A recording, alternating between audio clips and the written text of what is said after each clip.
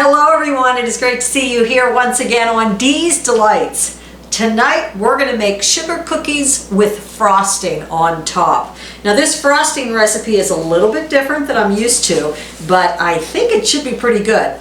This is a recipe I haven't made before, but I'm sure it's close to most of the recipes you already use. So for this recipe you're going to need 1 cup of unsalted butter softened, which would be 2 sticks, 1 cup of granulated sugar, 1½ teaspoons of vanilla extract, 1 large egg, 2½ cups of all-purpose flour, 3/4 teaspoon baking powder, and 3/4 teaspoon salt. That's it for the cookies. Pretty straightforward, pretty generic, but I think the frosting shall be very tasty, and we're going to make all different colors, and I got some cookie cutters. My cookie cutters, a little shape of a car, 2 hearts. I'm making these for kids, so don't think I'm strange. Little duck, a doggy, and a little teddy bear. That's what we're going to be making. As a matter of fact, my grandkids, a couple of my younger grandkids, Eli and Zoe, who are ages 2 and 4, are coming this week to stay with me. I want to have cookies for them. We're going to be making gummy worms together, all kinds of treats. We're going to be doing an Easter egg hunt. It's almost Easter. As a matter of fact, what is today? Easter's this coming Sunday. It is April 9th of 2022. We're going to have a blast. And Pappy Doug, what he does, he writes little notes. They have 10 little notes, and they got to go scavenge around to find their Easter baskets. You know, you got to work for it, right, folks? You got to work for things. So, what we're going to need to do first is combine butter and sugar in a bowl of a stand mixer or a large bowl and use an electric handheld mixer and beat until creamy. So let's go ahead and put the butter, which is 2 sticks of softened butter, 1 cup of granulated sugar, and let's mix that together until creamy. Start out on low. So next let's add 1 egg and 1½ teaspoons or 1/2 tablespoon of vanilla extract. Let's beat again. Scrape down the sides of the bowls with a spatula. Make sure you get everything mixed good. Now, in a separate medium bowl, whisk together the 2½ cups of all-purpose flour, the 3/4 teaspoon of baking powder, and the 3/4 teaspoon of salt. This is really an easy recipe. I hope it's good. But you know what? If you put a lot of frosting on anything, it tastes good. I mean, these things could be as dry as could be, but you slap enough frosting on it, you won't even notice. So really, it's just the frosting that we're concerned with to make sure that's really good. All right. Gradually stir dry ingredients into wet until dough is smooth and completely combined. Now it's saying stir. Okay, so I'm going to stir this together a little bit at a time. Now, once you put this in the fridge, it says here, if dough is cracking as you roll it, let it sit at room temperature for 10 to 15 minutes to soften before attempting it again. Isn't that kind of like an oxymoron? Like we're putting it in the fridge to get it cold, but yet if it's too cold, we got to let it sit out for 10 to 15 minutes to warm up. So I think if I chill this for about an hour, it might just be perfect. At least that's what I'm going to tell myself. This is going to make about 3 dozen cookies. Depending on the size you make it, it's going to make about 3 dozen. Okay, time to get the hands in there, folks. Gonna have to get this mixed in here good. Tell you what, I think I'm getting arthritis in one of my hands. I can't.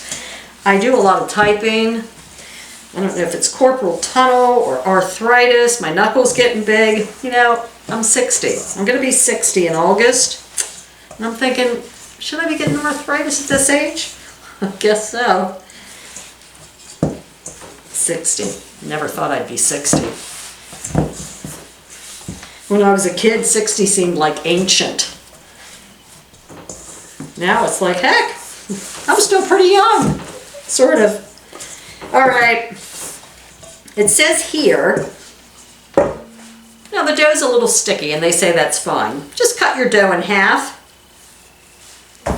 or break it in half. Put it in the bowl and then we're gonna flatten it into a disc. Put it in the fridge. You guys be good. You listen to the recipe. Put it in the fridge for at least 2 hours, see what happens. I'm gonna cheat and try for an hour. I'll wrap each piece up in some wax paper. Just turn it into a disc.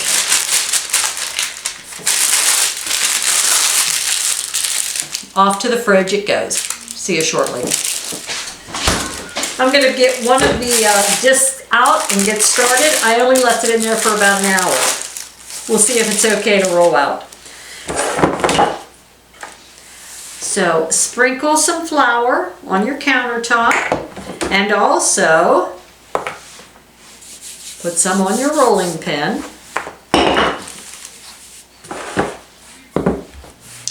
If you want a softer cookie, roll it out to about a 1/4 inch thick. If you want a crispier cookie, roll it out to about an 8 inch. I like softer cookies. First, I think I'll make some teddy bears because I'm probably going to make some more batches of this because I'm going to freeze a lot of this. Oh, how adorable. What you're going to want to do is line your cookie sheets with parchment paper. Now with the scraps, just roll them back up, make some more cookies.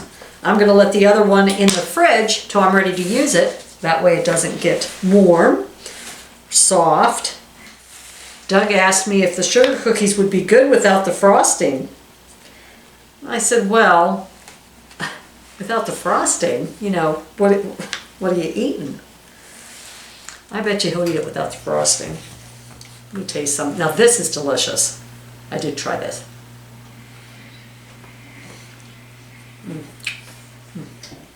That's really good. It's really, really good.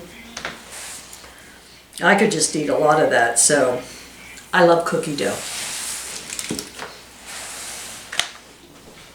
Doug, you wanted to try the dough because you thought it might be good without the frosting, even though I think piles of frosting is good. What do you think of the dough? That's pretty good. I could probably just sit and eat the dough. Not too bad.